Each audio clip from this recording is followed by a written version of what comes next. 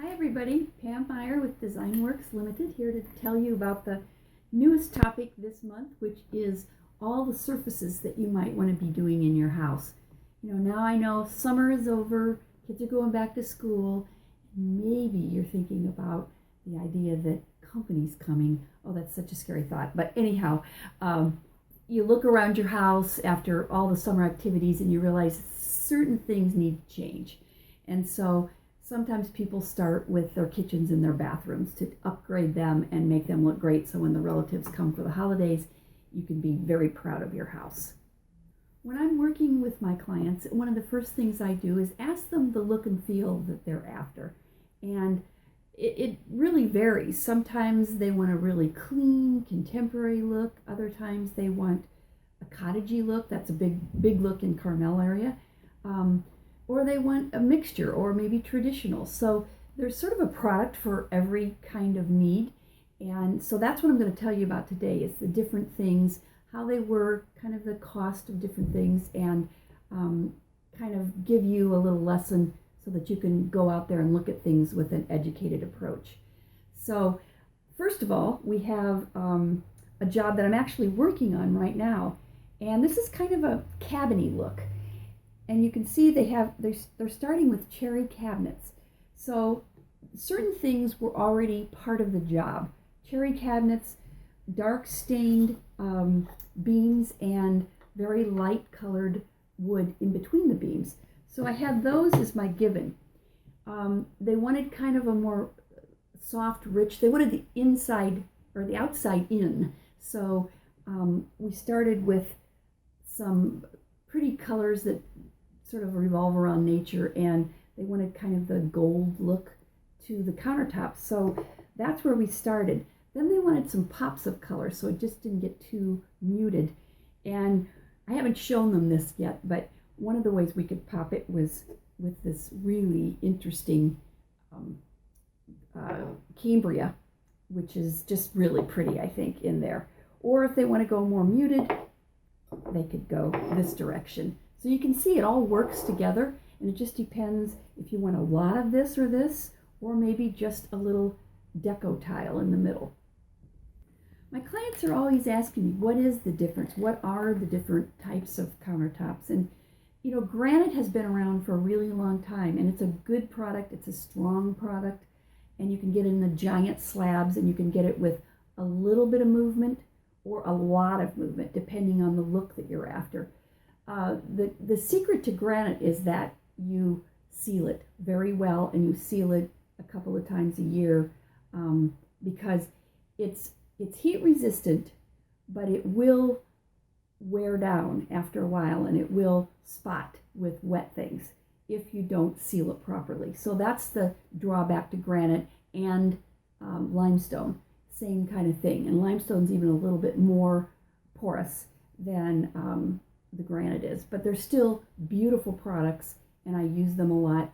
And you can mix and match. For instance, these kind of things, this happens to be Cambria, but the same look will come in Caesarstone and in Caesarstone. They're all basically the same thing. They're all quartz, and they're probably the hardest thing on the market in terms of they don't need anything. You don't need to seal them.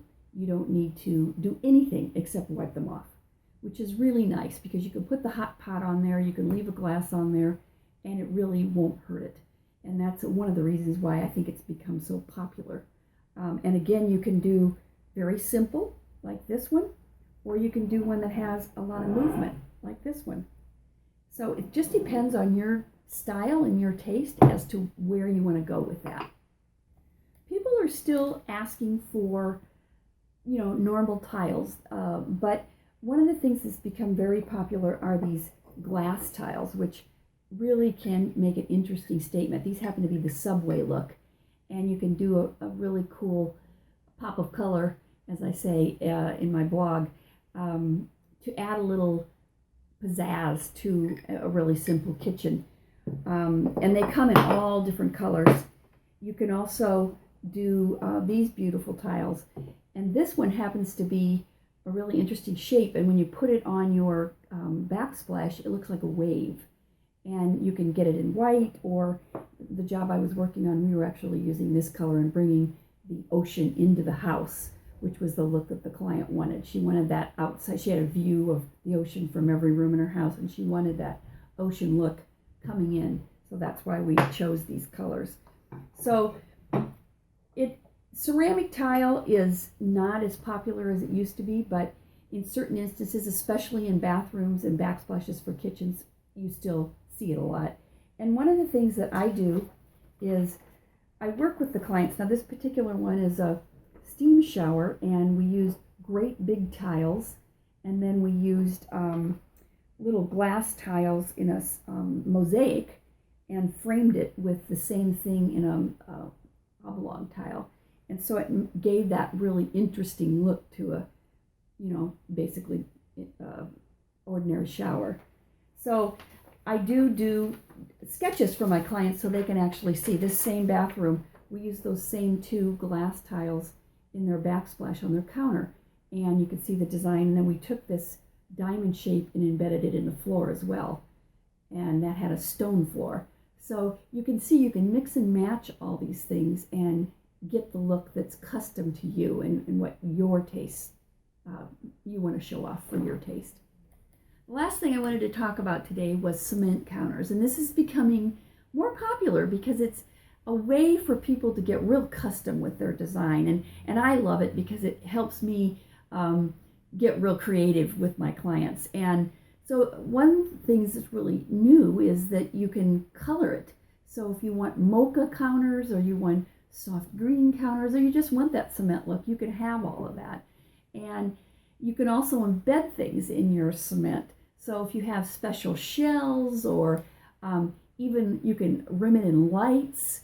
You can have sort of plastic inserts that I've seen that have their capsules basically of favorite things. Maybe it's your wedding bouquet or your wedding rings, or maybe your invitation. Whatever it is that really makes you happy and smile, you could have that embedded into your cement countertop.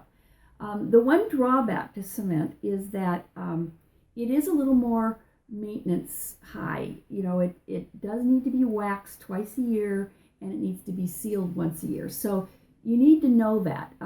If you're not a person who likes to deal with things like that, then I wouldn't suggest doing cement. But it can be a really fun look and add to a really interesting, unique house and bathroom or kitchen or whatever it is you're doing. So think about that as one more choice in your lineup of things to choose. I kind of got inspired to do this particular segment because my clients have been asking me a lot of different questions because they just simply don't know what are the best products for their houses. So that's sort of my forte. I know a lot about the different products that are out there, and I love designing the different ways that you can use different elements. So if you have questions, or you don't know what's appropriate for the area you're doing, or you need help being unique and creative, then come to us and we will help you design that perfect kitchen counter or that perfect bathroom shower. We'd love to help because that's what we get excited about. So till next time, it's Pam Meyer, Design Works Limited.